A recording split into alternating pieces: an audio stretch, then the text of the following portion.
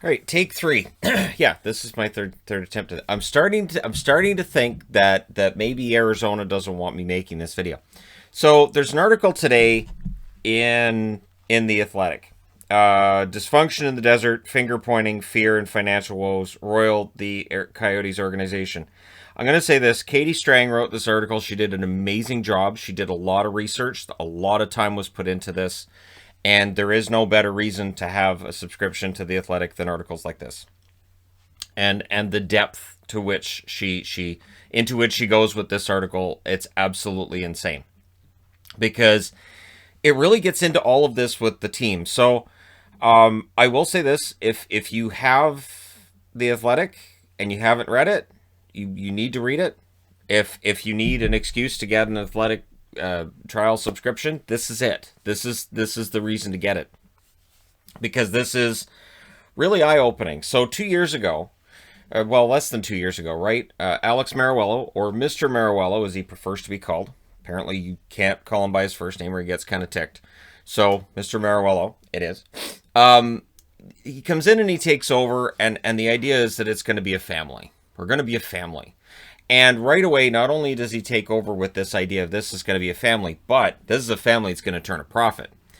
And that's where I think some of the eyebrow-raising stuff starts to take place.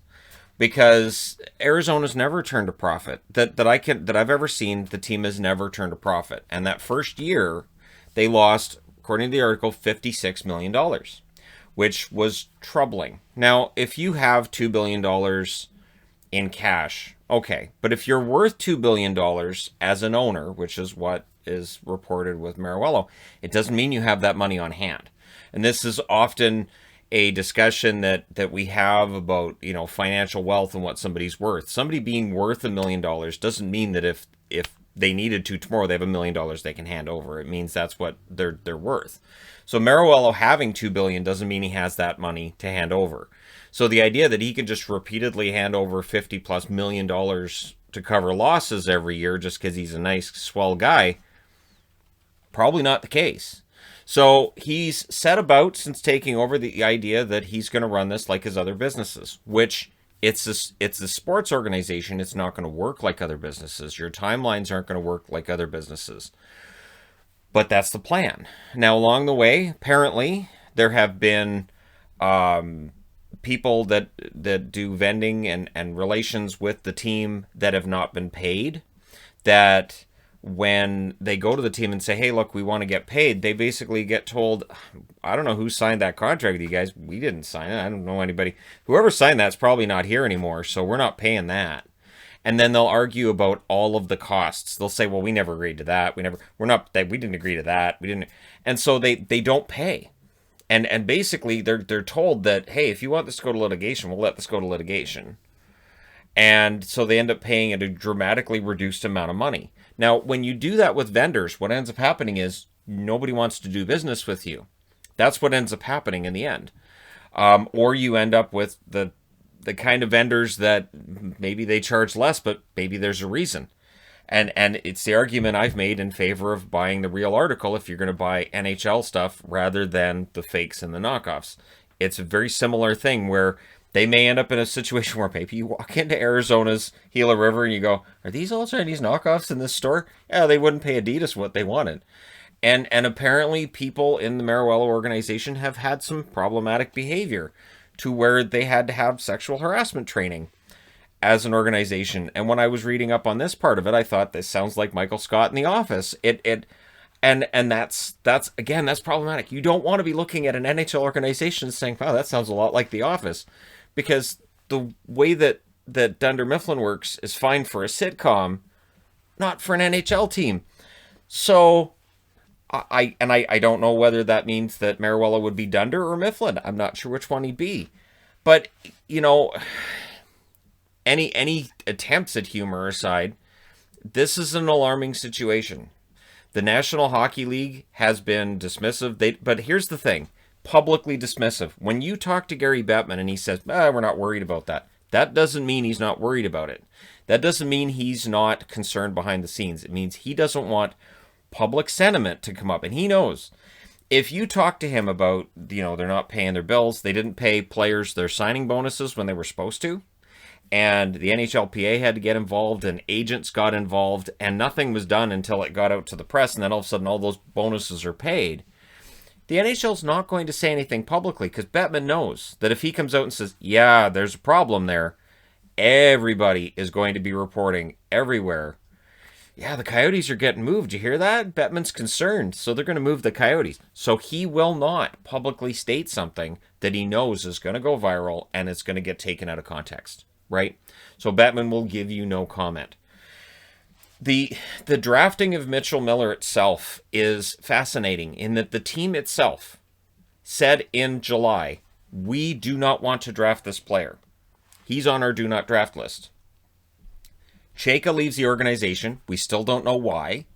We know there was some kind of internal situation going on. Basically made Chayka say, I'm just leaving. And he doesn't seem to even care that the NHL's barred him from having any job in the organization until the end of 2021. From all accounts, it sounds like he's going, that's worth it. So he just wanted out.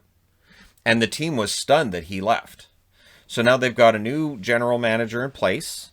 And Armstrong apparently runs a tight ship. And the first thing he did was say, hey, so if anything internally gets out to the press, any team business gets out, anything that goes on here is reported anywhere, you're probably going to be looking for another job. And there have been people who've lost their jobs since he took over. And again, they come back to this, we're a family. We're a family. And they have PAC meetings, is what they call it when they have their meetings with staff. Staff who have wanted to work virtually have been basically told, if you want to work, you come into the office. We don't care.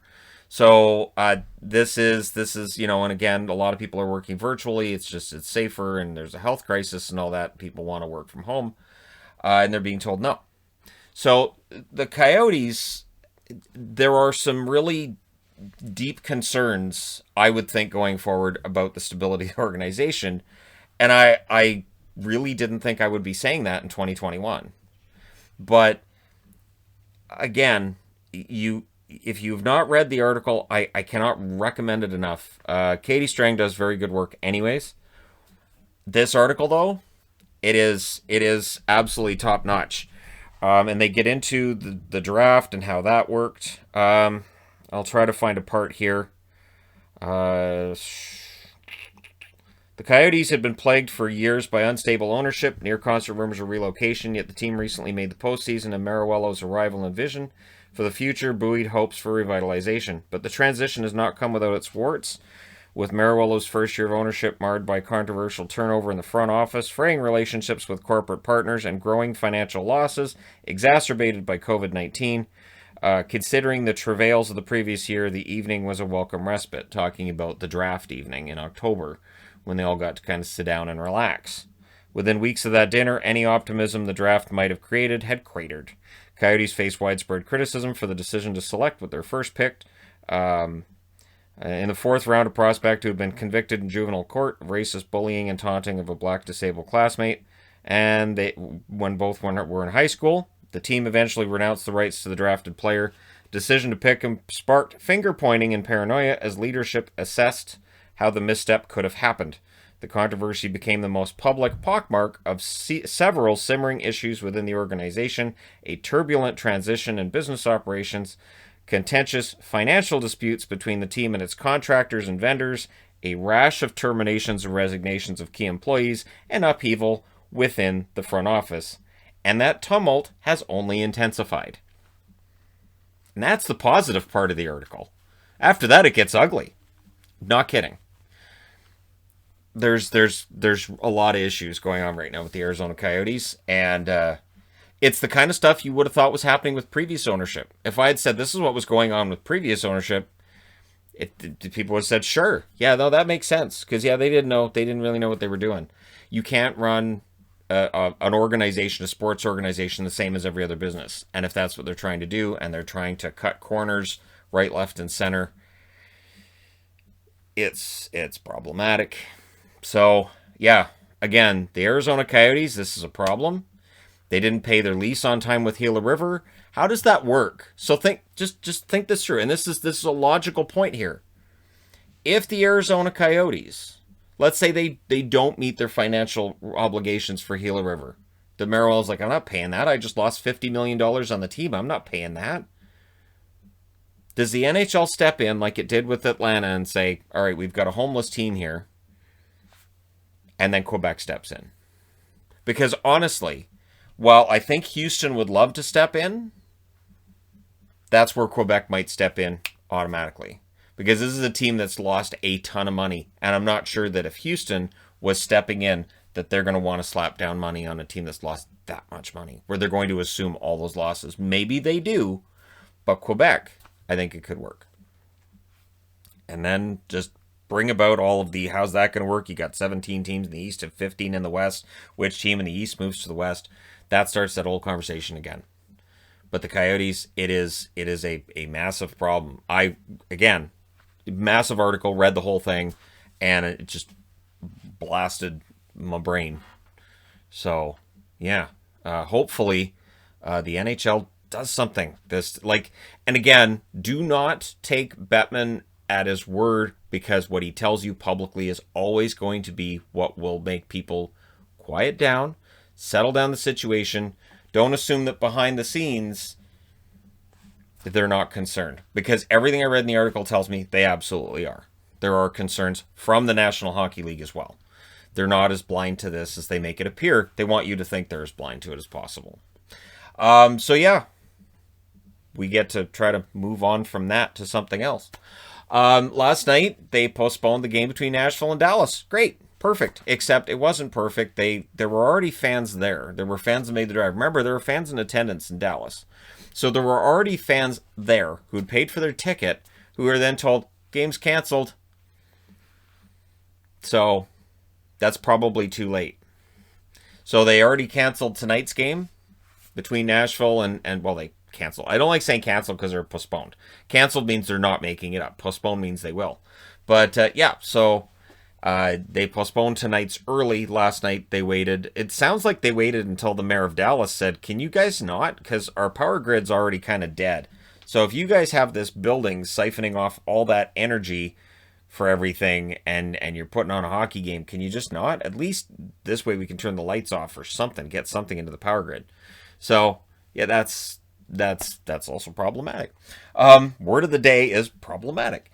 I don't have a setup on my set here that's like Pee Wee Herman's set where I can have everything go crazy and the cats start dancing. I wish I could. That'd be great. But yeah, so at least tonight you don't have to leave your home thinking that there's going to be a game that doesn't actually happen. The Edmonton Oilers have placed Devon Shore on waivers. Don't expect him to get picked up.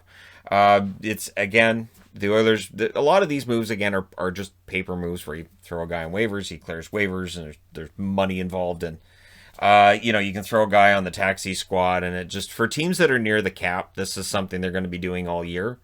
So it's important not to overreact to somebody. So if you're an Oilers fan and right now there's tears in your eyes at the idea of Devon Shore being on waivers, I apologize for scaring you, but I don't think he's going anywhere. First, second, and third star of the week for the National Hockey League. First star, Cam Atkinson of the Columbus Blue Jackets. Second star, Marc-Andre Fleury of the Vegas Golden Knights. And third star from the Pittsburgh Penguins, Brian Rust. Rust has had an amazing run. Atkinson, absolutely. I understand him being star of the week. He had a lot of assists. He had that one period where he had 3 assists in it. And I know people are going to comment down below about how those assists happen and everything. They don't care. They look at the number of points. They go, you're star of the week. Marc-Andre Fleury, his shutout week, very good week for him. And so, yeah, understand those 3 altogether. Columbus as well. They've been outscored in second periods so far this year, 27-9. So that's problematic. See, nothing moves. I can say that word as many. Nothing happens. The board doesn't dance. The magnet stuff. If you haven't watched Pee Wee Herman's Playhouse, I just sound crazy. Think about that. All right, so yeah, Columbus outscored 27-9 in the second period. And yeah, it is an issue that they're going to have to deal with. And at some point, Columbus has to get this together. If they miss the playoffs this year, I would have to think that may very well be the last year for Tortorella. Whether it's the team moving on or him just saying, I'm just done. I'm going to go work for Sportsnet and get my cranky Tortorella show, and we're going to crank call Brooksy, and it's going to be great. But yeah, I hope he doesn't block me for mentioning his name. Not Tortorella, Brooksy. He's been blocking people on social media. But yeah, so Columbus, we'll see how they have to turn that number around, because that's ugly. It's not a good number. Toronto made a trade last night, and I'm saving it for last because I'm it's odd, right? So they pick up Galchenyuk. Now, Galchenyuk's cleared waivers, so they can just throw him on the taxi squad. They don't have to throw him on waivers again. Has 1 goal in 8 games for Ottawa. He wasn't able to make the Ottawa lineup. What's interesting to me is that Igor Korshkov is in the KHL currently. 16 goals, 15 assists, 31 points in 53 games. He's 24 years of age. 3 years younger than Galchenyuk. And had the one goal, I think, in the only game he played, or 1 assist in the only game he played last year for Toronto. Once the KHL season is over, I would think since Carolina picked him up, that means that they'll probably sign him, right? So they probably have plans for him. This could be one of those under-the-radar deals. Now, David Warsofsky probably is just a contract they're picking up. 30 years of age, hasn't played yet in 2021. His NHL totals over his entire career, 55 games, 2 goals, 9 assists, 11 points. Likely a depth player for the Carolina organization. But Korshkov's interesting. I'll see what happens with him, because I can't see Carolina making this move without a plan for Korshkov to at least come in and see what he can do. So, probably had played his way out of the Toronto organization. And, yeah, we'll see if Carolina's found themselves a player who, even if he's just playing fourth-line minutes for them at some point, or he's a fill-in, be interesting to see. Because, keep in mind, Saku Manalainen is still over in the KHL as well. He's, as far as I know, he's still RFA. They still own his rights. So, I haven't heard anything about that, but we'll see. If he's got any rights at all. Maybe they just let him go UFA. But yeah, I'll be interested to see how Korshkov works out, and whether or not Galchenyuk ends up in the Toronto lineup. Because I have to say, when they melted down last night, all I could think was, and again, it was part of the couple of laughs I had while they lost that 5-1 lead last night, was, well, at least now they have Galchenyuk, because, right? Yeah, and of course for Alex, this is officially his 7th organization. I'm not sure when Carolina has the jersey retirement ceremony, but I know that people are going to talk about it online. When do you retire his number? Yeah, well, and I don't know that those jokes necessarily get old. Like Mike Hoffman, San Jose, same idea, right? Where he never plays a game, his rights go through San Jose to Florida. And yeah, for Galchenyuk, never plays a game for Carolina. He ends up being traded to Toronto. So I think Carolina did well here. Galchenyuk clearly wasn't a player they had any vision for being in their lineup. If they were going to get him, they were just going to throw him on the taxi squad. And maybe Korshkov is a guy they can work with. He's only 24, and we'll see. Let me know your thoughts in the comment section below regarding any of this on the board. And again, based on what I was reading, I can't argue against the people anymore that are saying move the Coyotes. I can't. It's not just losing money. It's the fact that just what I read today and everything that's going on within the organization tells me I don't know how viable that is long term. Maybe you can make that work for 2 years. Maybe you can make it work for 5. I just don't know how much longer you can go. Because when you're alienating vendors, you're alienating staff, you're alienating a lot of people in the community, I just don't know how that's going to work. But let me know your thoughts. Hit like and subscribe if you're browsing your way through. You just happened upon this video. And hey, thank you guys so much for watching, for all your support. I will talk to you again soon.